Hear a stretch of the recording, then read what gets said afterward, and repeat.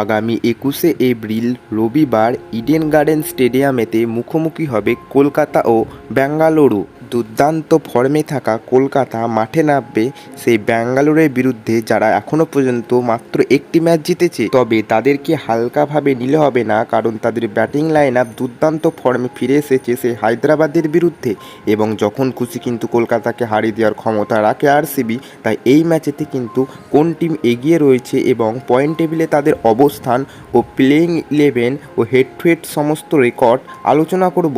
তোমরা যদি চ্যানেলে নতুন হয়ে থাকো অবশ্যই চ্যানেলটিকে সাবস্ক্রাইব করে দিয়ে ভিডিওটিকে একটি লাইক করে দেবে।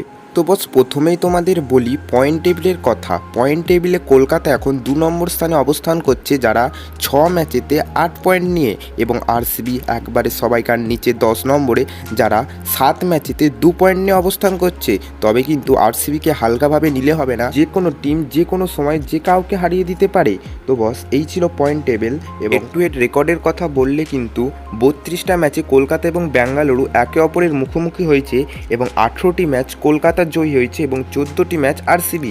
হেড টু হেড রেকর্ডের দিকে দেখলে কিন্তু অবশ্যই কলকাতা আরসিবির থেকে তুলনামূলকভাবে এগিয়ে রয়েছে। এবং আইপিএল 2024-এ শক্তিশালী দলের কথা বললে এদের দুজনকার মধ্যে কিন্তু অবশ্যই কলকাতা নাইট রাইডার্স হবে। রাজস্থানের বিরুদ্ধে কেকেআরে যেভাবে বাজে বোলিং অ্যাটাক দেখা গেল, তাতে কিন্তু একটু হলেও দুশ্চিন্তায় থাকবে, কারণ আরসিবির ব্যাটিং অর্ডার দুর্দান্ত ফর্মে রয়েছে এবং কলকাতারও ব্যাটিং অর্ডার ফর্মে রয়েছে। তবে দুজনকারই কিন্তু বোলিং অ্যাটাক একটু হলেও দুর্বল আছে। তবে দেখা যাক শেষ পর্যন্ত কে জেতে। কলকাতার কিন্তু এই ম্যাচ জিততে হলে অবশ্যই কিন্তু বিরাট কোহলিকে আটকাতে হবে, কারণ বিরাট কোহলি এই ইডেন গার্ডেন স্টেডিয়ামে একটা সেঞ্চুরি করার বিরাট দাবিদার রাখবে এই ম্যাচেতে।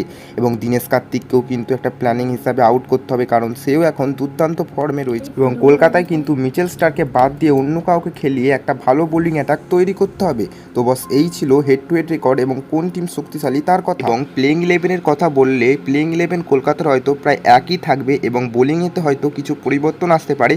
মিচেল স্টার্কের বদলে অন্য প্লেয়ার খেলতে পারে, এবং স্পিন কিন্তু একটু কম খেলবে, কারণ এটা কিন্তু ফাস্ট বোলারের পিচ। 3টে ফাস্ট বোলার নিয়ে খেলবে কলকাতা, এবং ব্যাটিংয়েতে হয়তো নীতিশ রানা ফিরলেও ফিরতে পারে, এবং রিঙ্কু সিং অবশ্যই এই ম্যাচেতে খেলবে।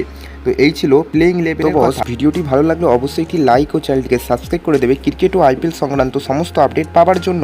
এবং কমেন্টে তুমি কোন দলের ফ্যান অবশ্যই নিচে লিখে জানিয়ে দিও। তো দেখা হচ্ছে পরবর্তী ভিডিওতে নতুন কোনো টপিকের সাথে।